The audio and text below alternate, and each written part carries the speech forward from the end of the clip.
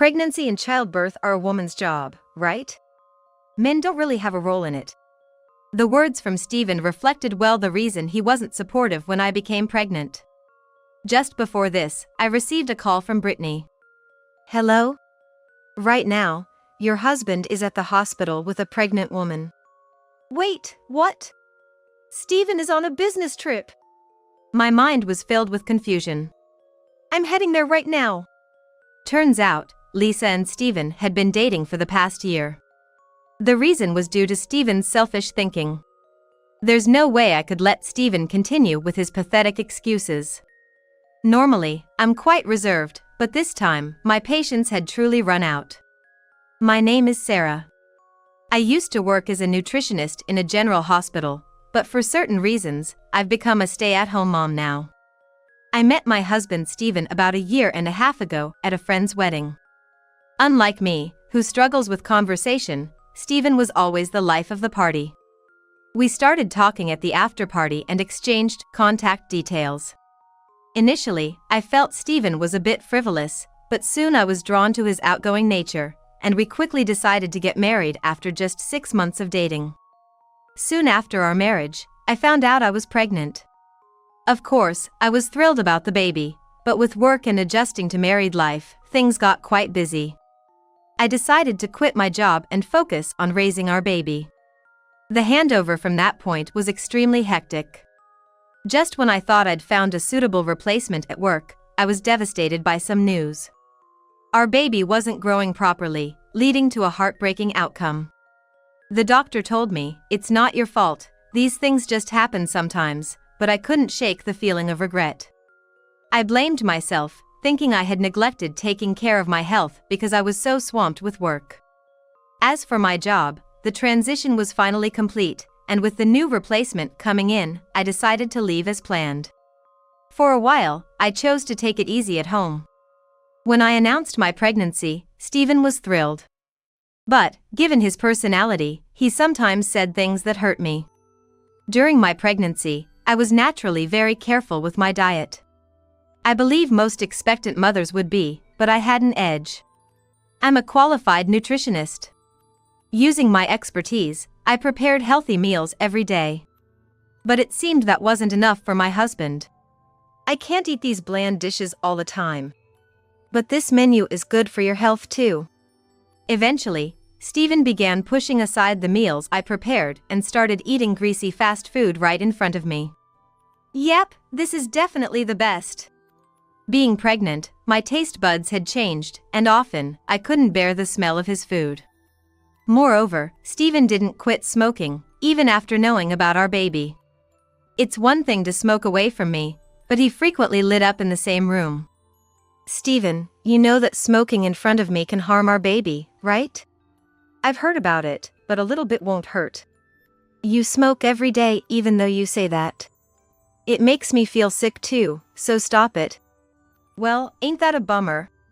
Stephen just playfully continued to smoke, making it impossible to have a serious conversation.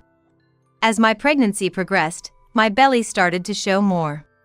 Wondering if I was pregnant or just a bit on the plump side, my husband began to tease me about my figure. Hey chubby, could you get me a Coke? I'm not gaining weight for no reason. It's because I'm pregnant. Don't say such trivial things. Chubby people need to exercise, right? I'm saying I'll let you go get me a Coke. What do you mean by letting me go? Isn't it just because he's too lazy to go buy it himself?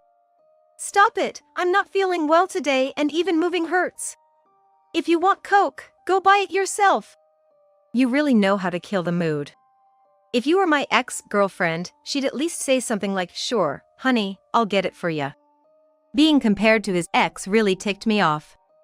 Well, maybe you should have married her then. You see, when someone makes a joke, you should reply with a joke. You're calling this a joke?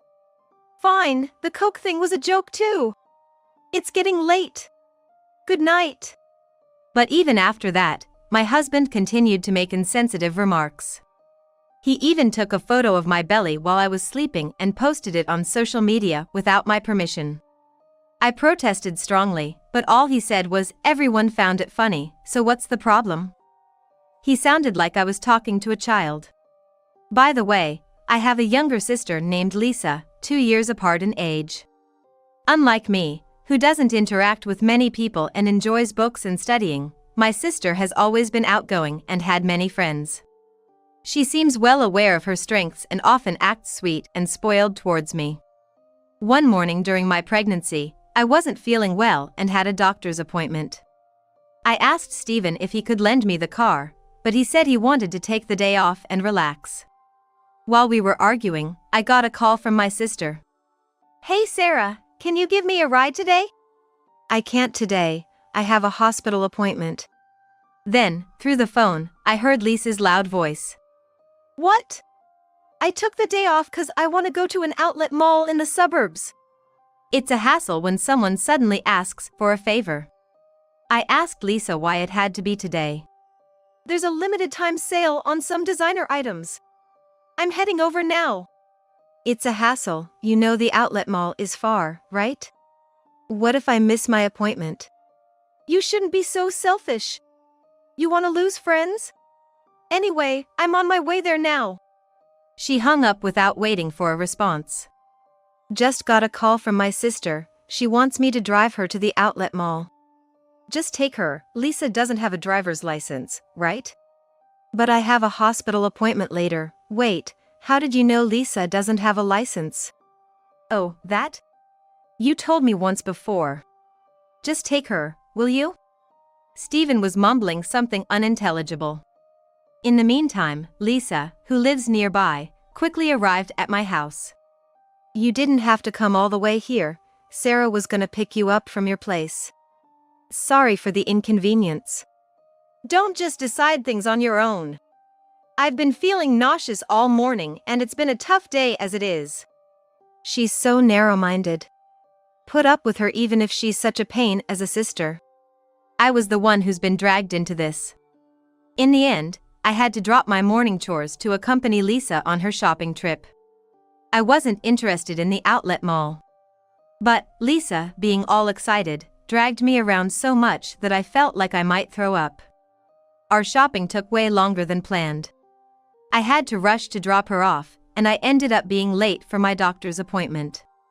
Even when I got home and complained to Stephen, all he said was, "At least you were able to help out your sister," brushing it off casually. After the matter of the pregnancy ended, it took me a while to recover. For some time, I would tear up just seeing mothers with small children. Meanwhile, Stephen said he was gonna go see a friend's newborn and left the house. I decided to spend my day off relaxing and absent-mindedly scrolled through my phone all day. Eventually, Stephen came back home. The baby was so cute. Look at this picture. Sorry, I'm not in the mood to see baby pictures right now. It's supposed to be a happy occasion.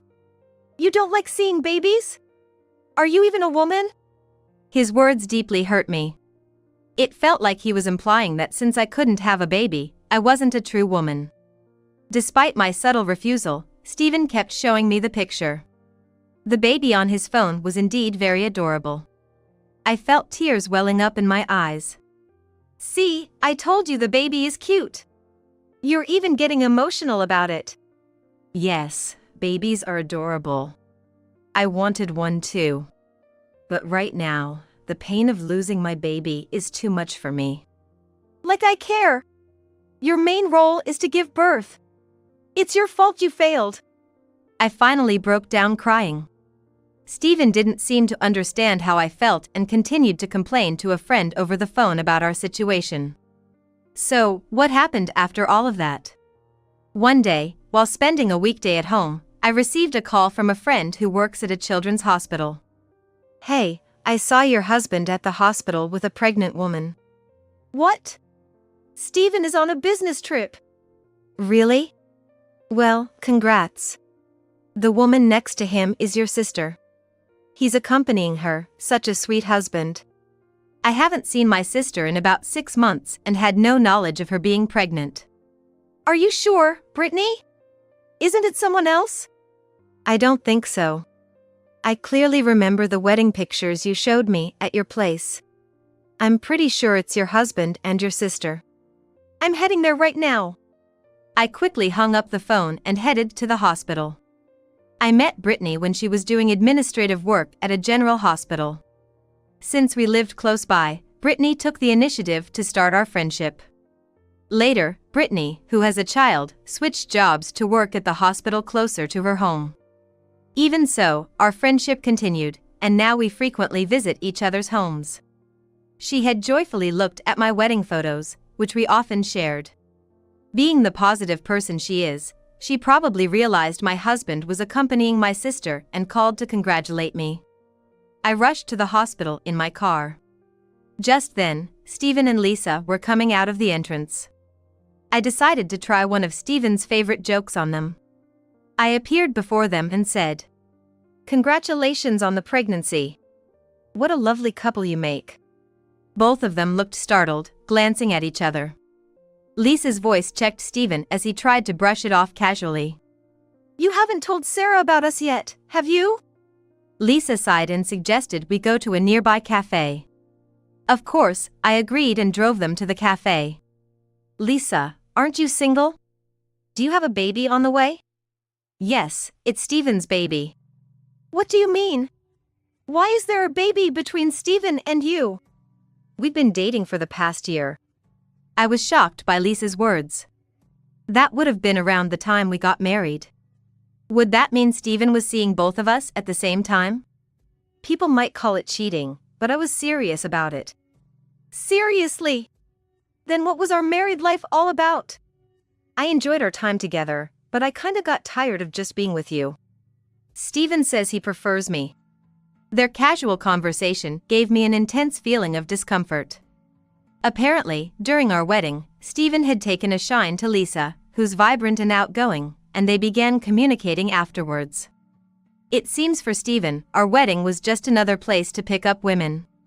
To think he'd approach another woman at his own wedding. "Lisa is cuter than you and she's more fun to be around. It was only natural for me to fall for her at first sight." Stephen said it without a hint of shame. "I thought it was an opportunity when you got pregnant right after our wedding. It was the perfect time to get closer to Lisa. When you were pregnant, things we could do became limited and it got boring at home." "That's awful. So, that's why you weren't supportive during my pregnancy." "What do you mean by supportive? Pregnancy and childbirth are women's business. Men don't have anything to do with that." He's right. Maybe you relied too much on Stephen. Certainly, when I was pregnant, I didn't have much time or emotional space. But, is that a reason for someone to cheat? I began to realize my feelings for Stephen were waning. Besides, you started to get all gloomy when you had trouble with your pregnancy. I can't stand seeing that kind of negativity every day. Yeah, I get it. But unlike my sister, my pregnancy is going smoothly, and I'm gonna give birth to a healthy baby. See, younger women are just better.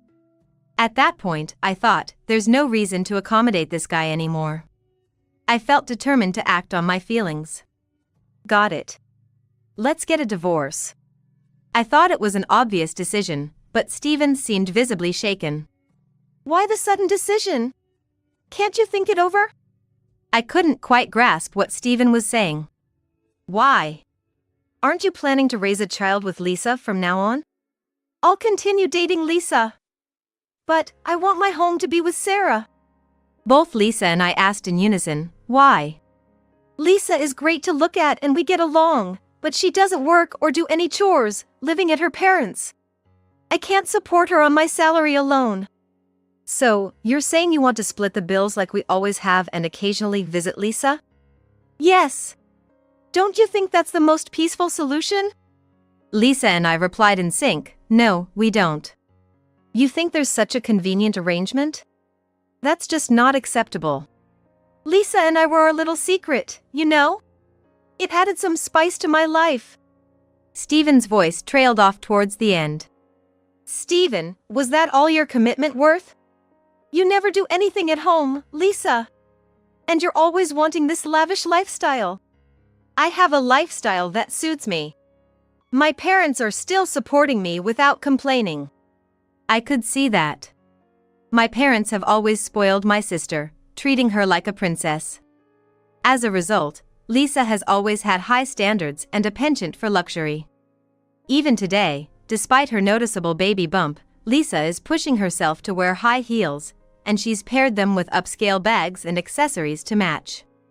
Not working and soon to be on maternity leave, such a lifestyle for Lisa seemed unreasonable. But that didn't mean I pity Steven. No, Steven. I won't settle for a life like this. Let's get divorced. I'll find a divorce lawyer right now. We'll split our assets 50-50. Let's discuss further through a lawyer. Steven's eyes widened. You're gonna strip me of my money too? You're 100% the reason for our divorce. Own up to it. What am I gonna tell my parents and the company? Lisa interrupts. Just tell them you married someone new. Think I can just say that? Come on, Steven, you were joking earlier, right? Now that I'm pregnant, you're gonna marry me, aren't ya? Yes, I bless your union with Lisa too. From behind Steven and Lisa, a silhouette approaches. Brittany, who finished her work, has joined us. I had texted her the location of this place. At a table for 4, Steven and Lisa sat on one side, and I sat opposite with Brittany. I'm Brittany. I've been good friends with Sarah. You're accompanying Sarah's sister to the hospital? That's so sweet of you. Brittany, clueless about the situation, beams with a smile. Steven and Lisa clearly looked uncomfortable. Well, the thing is... Steven looked at me with desperate eyes. I coldly ignored his gaze. Tell the truth, Steven. The thing is, I'm the father of Lisa's baby. What do you mean? Isn't Lisa here Sarah's sister? Brittany looked back and forth between me and Lisa. I cheated on Sarah with her sister while she was pregnant. I can't believe it! So, you're gonna divorce Sarah? With a high-pitched voice, Brittany pressed him. I plan on staying married to Sarah, but I might pop by Lisa's place every now and then. How can you think that'll fly? So, Lisa is gonna be a single mom? I guess so. Steven seemed like he hadn't thought that far ahead. That's all you've considered? Let me be clear. You never once accompanied her to her checkups, and today, you just came along for the ride. Brittany seemed to have some strong feelings about the matter. When you arrived at the hospital, you quickly sat down, didn't help Lisa with her bags, and even made her handle the insurance card at the reception, right? What's your point? That's what partners do, right? I never once went with Sarah to the hospital when she was pregnant. He sounded like he wanted praise just for showing up at the hospital.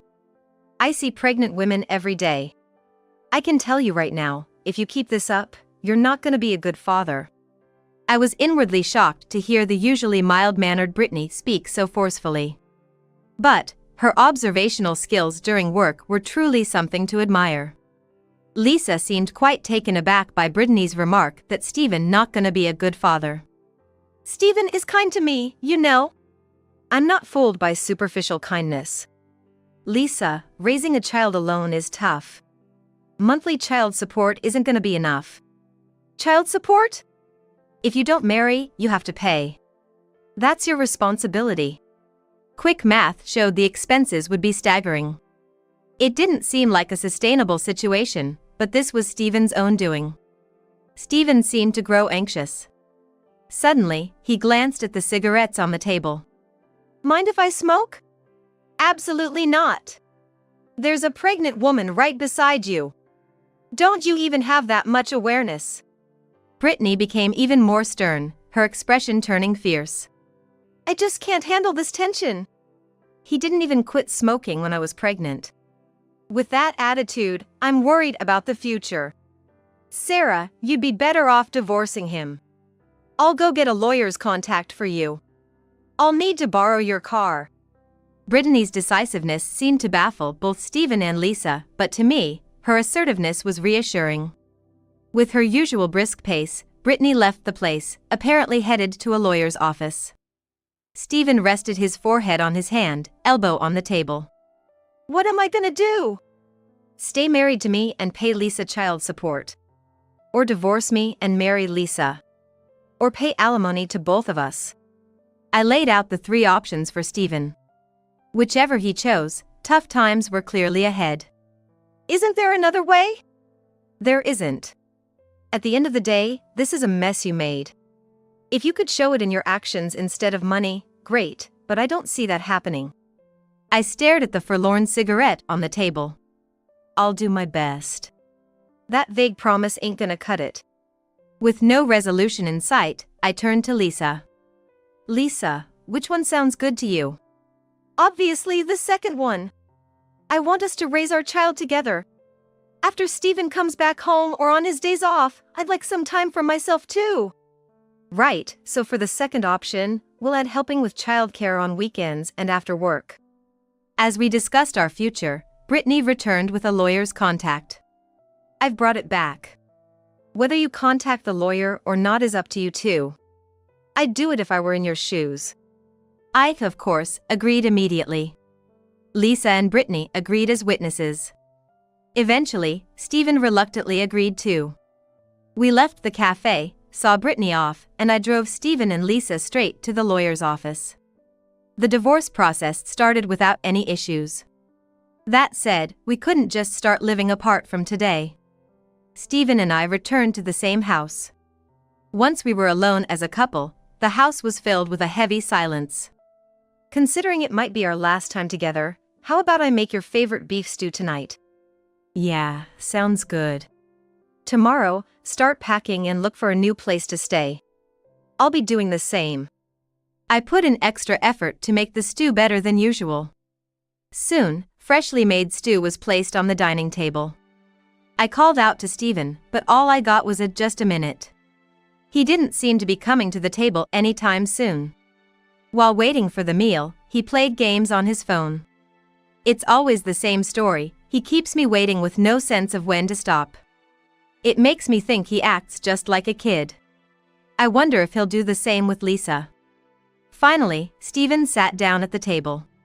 He took a big mouthful of the reheated stew. Wow! This is spicy! I took a small bite myself. The spiciness was overpowering, making my mouth burn. After managing to swallow, a fiery heat surged in my stomach. With a triumphant and cheeky grin, I didn't hesitate to say, "You wanted some excitement in your life, right? So, I made it super spicy. Make sure you eat it all." The truth is, I had mixed a super spicy sauce into the stew. I had seen this sauce being eaten by streamers on a video website, where they called it the Extra Spicy Challenge. Back then, Stephen and I had casually ordered it online to try for fun, never thinking it would come in handy like this. I brought over the usual healthy meal I'd prepared for myself and began eating it in front of Stephen. Stephen, struggling with the spicy stew, gestured that he wanted some of my dish. Oh, come on. You always said you couldn't eat the bland food I make. Didn't you prefer the stew? This is too much. Don't be so fussy. If you're struggling with this, I wonder how you'll handle Lisa's cooking. I confidently finished my mild meal and then took away Stephen's phone. I opened an app, connecting to a live stream that broadcasts to viewers all over the world. I faced the camera and spoke with an excited tone. Now, Stephen is gonna take the extra spicy stew challenge. Stephen has many friends, so he has a huge number of followers. In no time, there was a flood of viewers, all eagerly waiting to watch Stephen eat. What are you doing? Look, everyone's waiting. We gotta make this video exciting.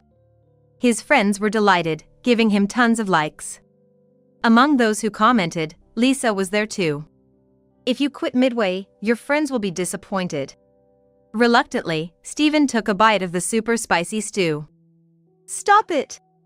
You won't get away with this. Seems like your usual harsh words just got exposed to all your friends. Stephen seemed at a loss for words, but the spiciness of the stew was apparently overwhelming. Give me water! I have some sweet carrot juice if you want. On the screen, my hand holding a glass is shown. I deliberately placed the glass slowly near Stephen's hand.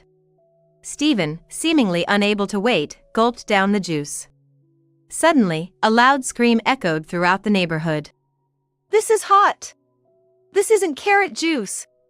What did you put in it? Oh, you noticed? It has the same sauce as the stew. But it definitely has carrots in it. Carrots have vitamins and beta-carotene. I don't care about that right now.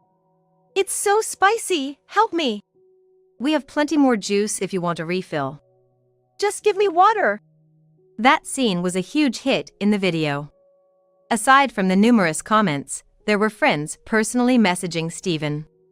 Need some excitement in your life? This might be just the right amount. The video ended with Steven struggling to finish his stew. Worn out from eating, Steven was too drained to get mad and just laid down on the couch. I told Steven it was a hit, so what's the big deal, and then retreated to my room. Seems like the stew hit him hard. Steven spent the entire night in the bathroom. The next morning, a haggard-looking Steven appeared in the living room, looking somewhat remorseful. I quickly packed my stuff, started house hunting, and left the apartment. Steven, unable to afford the rent on his own, reluctantly moved into a nearby old apartment and began a quiet life. Upon seeing Steven's living situation, Lisa decided she didn't want to get married and chose to become a single mother at our parents' home.